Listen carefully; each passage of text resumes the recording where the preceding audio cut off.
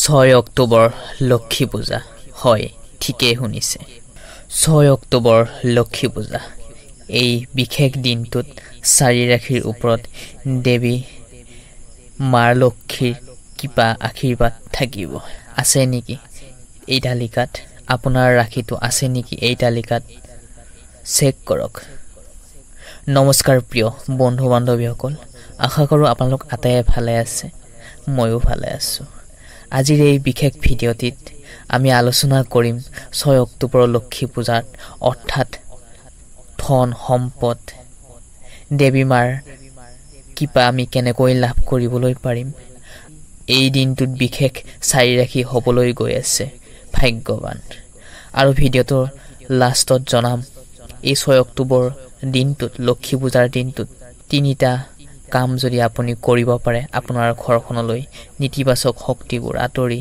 Positive সৃষ্টি হৈ positive শক্তি প্ৰৱেশ কৰিব তেনেহলে প্ৰিয় দৰ্শক আহকচোন আমি পলম নকৰি ভিডিঅ'টি আৰম্ভণি কৰোঁ প্ৰথমে আমি জানি লওঁ আহকচোন বৃষ ৰাশি হয় ঠিকই শুনিছে বৃষ ৰাশিৰ বাবে 6 অক্টোবৰ দিনটো বিশেষ শুভ দিন ব্যৱসায়ত উন্নতি হ'ব পাৰিব নতুন আয়ৰ পথ মুকলি হ'ব যি লোকৰ চাকৰি বিচাৰি আছে যি লোকে চাকৰি বিচাৰি আছে তেওঁলোকৰ শুভ সংবাদ পাব পাৰে লক্ষী পূজাৰ দিনটোত বিশেষকৈ আপুনি লক্ষী মাৰ চৰণত ভক্তি মনেৰে পূজা কৰক আৰু কমেণ্ট বক্সত ভক্তি মনেৰে জয় মা লক্ষ্মী নাম উচ্চাৰণ কৰক হয় বৃষ ৰাশি অত্যন্ত ভাল দিন হ'ব এই দিনটোত প্ৰিয় দৰ্শক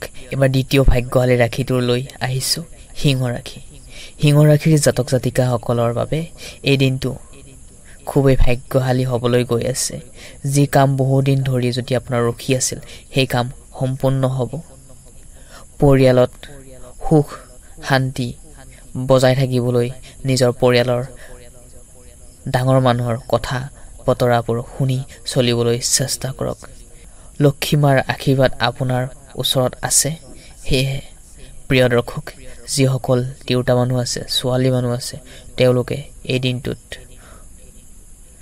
মা লক্ষীৰ আশীৰ্বাদ পাবলৈ তুলসী গছত 2 আখৰ চাকি জ্বলাই দিয়ক ভক্তি মনেৰে প্ৰিয় দৰ্শক এইবাৰ আমি জানো আহকচোন তুলা ৰাশিলৈ তাৰ আগতে জনাও এই দিনটোত আপুনি 5টা সাধাৰণভাৱে ফুল নকৰিব নহলে জীৱনটোলৈ আহিব নিগেটিভ এনাৰ্জি এই দিনটোত লক্ষী পূজাৰ দিনটোত বিচনাৰ সন্মুখত আইনা নাৰাখিব ঘৰত অশান্তি ধৰণৰ ভাৱ সৃষ্টি হ'ব পাৰে ঘৰৰ ভিতৰত আপোনালোকৰ ব্ৰেণ্ডত যিকোনো জাগাত তুলসী গছ ৰোপণ নকৰিব ঘৰত যদি তুলসী গছ ৰোপণ কৰে তেনেহলে উত্তৰ পূব দিশত ৰখাটো খুবেই অত্যন্ত জৰুৰী মা লক্ষীৰ অতিকৈ স্থায়ী বাস হয় সেয়ে তুলসী গছ যদি ৰোপণ কৰে এই দিনটোত উত্তৰ পূব দিশত ৰুব এইবাৰ আমি জানো আহকচোন তুলা ৰাশিলৈ হয় তুলা ৰাশিৰ জাতক জাতিকাসকলৰ বাবে এই অক্টোবৰ 6 তাৰিখৰ দিনটোত শুভ সময় তুলা ৰাশিৰ জাতক জাতিকাসকলৰ এই লক্ষীৰ পূজাৰ দিনটোত অন্যান্য সুযোগ সুবিধা আহিব ধন সম্পত্তি লাভ হ'ব নতুন সম্পত্তি কিনাৰ সম্ভাৱনা থাকিব পাৰে যি ল'ৰা ছোৱালীয়ে শিক্ষা বা পৰীক্ষাৰ ক্ষেত্ৰত চিন্তা হৈ আছিলে সেই চিন্তা নিগেটিভ এনাৰ্জিবোৰ দূৰ হ'ব নিগেটিভ চিন্তাবোৰ দূৰ হ'ব মা লক্ষীৰ আশীৰ্বাদ ঘৰখনলৈ সুখ শান্তি আহিব সেয়েহে মাৰ লগত সম্পৰ্কবোৰ মজবুত কৰিবলৈ চেষ্টা কৰিব প্ৰিয় দৰ্শক এবাৰ অন্তিমটো ভাগ্যশালী ৰাশিটোলৈ আহিছোঁ তাৰ আগতে জনাওঁ যে এতিয়ালৈ যদি আপুনি আমাৰ ইউটিউব চেনেলটি ছাবস্ক্ৰাইব কৰি থোৱা নাই তেনেহলে চেনেলটি ছাবস্ক্ৰাইব কৰি থবলৈ একেবাৰে নাপাহৰিব কাৰণ আমি মাহেকীয়া ৰাশিফল আমাৰ ইউটিউব চেনেলত আগতীয়াকৈ প্ৰস্তুত কৰোঁ তেনেহলে আহকচোন 4 নম্বৰ অন্তিমটো ভাগ্যৱালী ৰাশিটো হৈছে মীন ৰাশি। মীন ৰাশিৰ জাতক জাতিকাসকলৰ 6 অক্টোবৰ দিনটোত এক নতুন সুযোগ আহিব এওঁলোকৰ জীৱনলৈ। ধন সম্পদৰ লাভৰ সৈতে মান সন্মান বৃদ্ধি পাব। চাকৰিত ব্যৱসায়ত লাভৰ সম্ভাৱনা। বহুদিন ধৰি যদি আপোনাৰ চিন্তা চলি আছিলে, নিগেটিভ চিন্তা লৈ আপুনি যদি কৰ্মত ফ'কাছ কৰিবলৈ অসুবিধা চলি আছিল, তেনেকুৱা ক্ষেত্ৰতো আপুনি সমাধান হ'বলৈ পাৰিব, সমাধান কৰিবলৈ পাৰিব। প্ৰিয় দৰ্শক, এই দিনটোত তুলসী গছত ভক্তি মনেৰে এখৰ বন্তি জ্বলাই দিব, প্ৰদীপ জ্বলাব। জীৱনত আধা দুখবোৰ আঁতৰি যাব।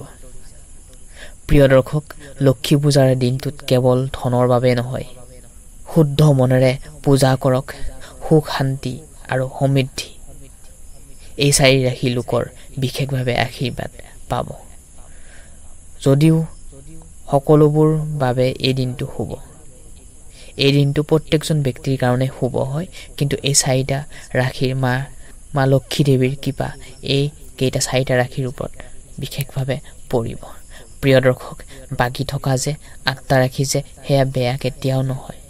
আমি ভিডিঅ'টোৰ লাষ্টত আমি জানিম এই 8টা ৰাশিয়ে কি কৰা উচিত হয়। এই পবিত্ৰ দিনটোত আপোনালোকৰ ঘৰৰ মহিলাক সন্মান কৰিব পাৰিলে, কাৰণ মা লক্ষ্মীৰ এক স্বৰূপ হৈছে মহিলা মানুহ। সেয়েহে আপুনি মহিলা মানুহক কেতিয়াও ভুল বাক্য উচ্চাৰণ নকৰিব। মা লক্ষ্মীৰ কৃপা নাপাব নহ'লে। প্ৰিয় দৰ্শক, এই দিনটোতেই কেতিয়াও মহিলা মানুহক, ডাঙৰ মানুহক ভুল বাক্য উচ্চাৰণ নকৰিব, নীতি নিয়ম মানি চলিব। ঘৰৰ উত্তৰ পূব দিশত পানীৰ টিঙত উচ্চ থাকিলে ধনৰ যোগ বৃদ্ধি হয়। প্ৰিয় দৰ্শক, এই টিপছবোৰ আপুনি যদি নিজৰ ঘৰত প্ৰয়োগ কৰে, তেন্তে ঘৰত শান্তি আনন্দ বজাই থাকিব।